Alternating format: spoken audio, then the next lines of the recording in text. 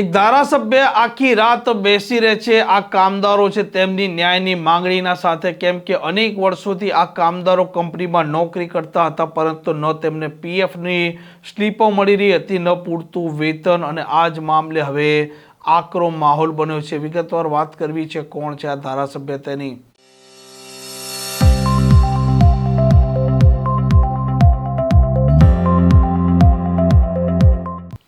નમસ્કાર, આપ જોઈ રહ્યા છો હોટલાઇન ન્યૂઝ અને હું છું આપણી સાથે તોફિક ગાંચી. ડેડિયાપાડાના ધારાસભ્ય ચૈતર વસાવા અવારનવાર નર્મદા હોય કે ભરૂચ જિલ્લો હોય, આ જિલ્લામાં ત્યાંના સ્થાનિક લોકો છે તેમના પ્રશ્નો ઉઠાવતા હોય છે અને આ મામલે તે આક્રમક રજૂઆત પણ કરતા હોય છે. ધારાસભ્ય પહોંચ્યા હતા ઝઘડિયાની જીઆઈડીસીમાં આવેલી આ ખાનગી કંપનીમાં, કેમ કે અનેક વર્ષોથી કામ કરી રહેલા આ કામદારો છે તેમના પીએફનો મામલો હતો, તેમના વેતનનો મામલો હતો, રજૂઆત હતી, યોગ્ય નિરાકરણ નથી આવતું અને ધારાસભ્ય ત્યાં ધરણા પર બેસી જાય છે.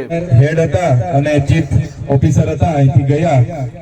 એમણે કીધું કે ઉપર એમની કમિટી સાથે એમના જે 3 પાર્ટનરો છે ત્રણેય સાથે વાત કરી, એમાં બીજા 2 જણ કઈ 12 ટૂર પર છે એવું કીધું. તો બોર્ડ ઓફ ડિરેક્ટરની હમણાં કમિટીની બેઠક મળશે, એમાં એમણે કીધું કે તમારા 13 માંથી તો અમે 11 આજથી ચાલુ કરાવીએ છીએ, પણ 2 જે પગાર વધારો, તો પગાર વધારો અમારે કરી જ આપવાનો છે, પણ 1 એપ્રિલ થી, હમણાં આપણે જાન્યુઆરીમાં છે, 1 એપ્રિલ થી અમે પગાર વધારો કરી આપીશું, એનું એમણે કીધું.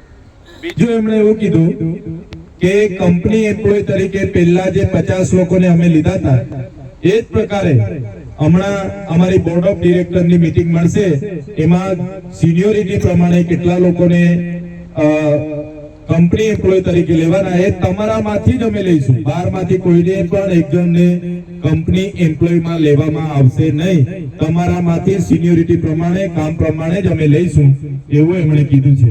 તો હવે અમે બધામાંથી 2-3 આગેવાનો તમારા આગળ આવી જાઓ. હવે આપણે શું કરવાનું એની ચર્ચા કરી લઈએ. 2-3 તમારા લીડરો 2-3 આગળ આવી જાઓ, ને અહીંયા જે મેન આગેવાનો છે એ પણ આગળ આવી જાઓ, તો આપણે ચર્ચા કરી લઈએ.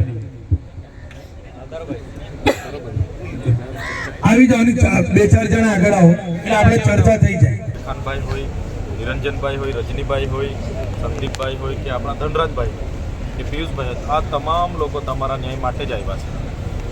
તમારા ન્યાય માટે અમે આવ્યા. તમે અમને 13 મુદ્દાઓ આપ્યા હતા કે ભાઈ આટલું વસ્તુ અમને મળતું નથી. કંપની મેનેજમેન્ટ સાથે ગઈકાલે આપણી 2 આટા અહીંયા બેઠક થઈ અને આજે 1 આટા બેઠક થઈ. તો એમાં એ લોકોએ 13 માંથી 11 તો આજેથી, મતલબમાં તમે કંપનીમાં ચાલુ થશો ત્યારથી જ એમણે ચાલુ કરવા માટેનું 11ની આપણને બાંહેધરી આપી દીધી. જે તમને હતા ખાલી 2 જે 2 તમારા, એક તો પગાર વધારાનો છે અને બીજો કે કંપની એમ્પ્લોય, જે આપણે પરમેનન્ટ કંપની કરે એની વાત છે ને, તો એમાં એ લોકો એવું કહે છે કે એક માલિકથી પણ આ વસ્તુ, એક માલિકથી કે એક વ્યક્તિથી આ નહીં થાય. બોર્ડ ઓફ ડિરેક્ટરની આજે અમારાથી ડિસિઝન નહીં અપાય, પણ બોર્ડ ઓફ ડિરેક્ટરની આ મહિનાની જ્યારે મિટિંગ થાય એમાં આ કંપનીના એમ્પ્લોયને કેટલા લોકોને કાયમી લેવાના એની ચર્ચા થશે. અને જે પ્રકારે આગળ 50 લોકોને કંપની એમ્પ્લોયમાં લીધા છે, એ જ પ્રકારે આ જ લોકોમાંથી અમારે જેટલા લોકોને લેવાના છે આ લોકોમાંથી જ તબક્કાવાર અમે કંપની એમ્પ્લોયમાં લઈશું. પણ ક્યારે બોર્ડ ઓફ ડિરેક્ટરની મિટિંગ થાય એમાં નિર્ણય લેવાશે. એટલે એ વહીવટની બાબતો છે, અને આમના મર્યાદામાં પણ એ આવતું નથી, એમની સત્તા નથી. બોર્ડ ઓફ ડિરેક્ટર હોય, એમના જેટલા પણ 2 માલિકો હોય, 3 માલિકો હોય, બધા જ બેસે, એમનો જીએમ બેસે, એમનો એમડી બેસે, બધા જ બેસીને આ નિર્ણય લેતા હોય છે. તો એમણે બોર્ડ ઓફ ડિરેક્ટરની મિટિંગ થાય એમાં આ મુદ્દો લઈ અને ચર્ચા કરીને તમારામાંથી જ લઈશું એવું એમણે હમણાં વાત કરી છે. અને બીજું એમણે એવું કીધું કે જે પગાર વધારો છે, તો પગાર વધારો એમણે જે સરકારી નાણાં વર્ષ, આપણે માર્ચ 31નું છેલ્લો દિવસ હોય છે, 31 માર્ચ એટલે નાણાં વર્ષ છેલ્લો દિવસ, એટલે જેવો આ વર્ષનો 31મી માર્ચનો છેલ્લો દિવસ પતે એટલે 1 એપ્રિલથી તમારા જે લોકો સિનિયોરિટી પ્રમાણે કેટલા વર્ષ કંપનીમાં સેવા આપી અને એનું કામ શું છે એ પ્રમાણે તમને પગાર વધારો કરી આપવાની એમણે ખાતરી આપી છે.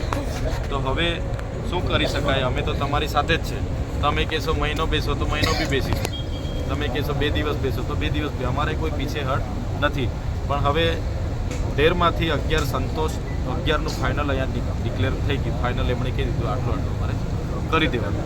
બેમાં એ લોકોએ થોડો સમય માગ્યો છે, મિટિંગ થાય અને એમાં નિર્ણય લઈને એકમાં જ ખાલી કીધું કે બોર્ડ ઓફ ડિરેક્ટરની મિટિંગ થશે, પછી કેટલા એમ્પ્લોયને કંપની એમ્પ્લોય કરવાના છે તે અમે કહીશું. મિટિંગનો એજન્ડા ક્યારે નક્કી થાય, ક્યારે મિટિંગ બે એની કોઈ ફિક્સ તારીખ નથી એવું એમને કીધું છે. બીજું કે પગાર વધારવા માટે 1 એપ્રિલથી પગાર વધારો ઇન્ક્રીમેન્ટ લાગુ કરવાનું એમણે આપણને બાહેધરી આપી દીધી છે. એટલે શું કરી શકાય એ તમે હવે જણાવો. એટલે એ પગાર વધારો હવે માનો કે આ HR હેડ હતા, પેલા ભાઈ CEO હતા કંપનીના, એ 2 જણ નક્કી નથી કરી શકતા. એ તો તમે પણ અમે પણ જાણીએ છીએ. પગાર વધારો એના બોર્ડ ઓફ ડિરેક્ટરમાં એ લોકો દરખાસ્ત મૂકશે, એમાં બધાનું સેવા કેટલા વર્ષની છે, કોણ શું કામ કરે છે, બધા પાસા જોશે, પછી પગાર વધારો બોર્ડ ઓફ ડિરેક્ટરમાં નક્કી કરશે. આપણે આ ભાઈને અહીંયા કેટલા બીજા બી 2-3 આટા બોલાવશું ને તો આ ભાઈની સત્તા જ નથી કે ભાઈ આપણને કહી દે કે ભાઈ ચાલો 3 થી 5 વર્ષવાળાને હું 20,000 આપી દઈશ, ચાલો 5 થી 10 વાળાને હું 25. આ પ્રકારના સમાચાર માટે હોટલાઇન ન્યૂઝ જે આ ચેનલને લાઇક, શેર અને સબસ્ક્રાઇબ કરવાનું ભૂલતા નહીં. નમસ્કાર.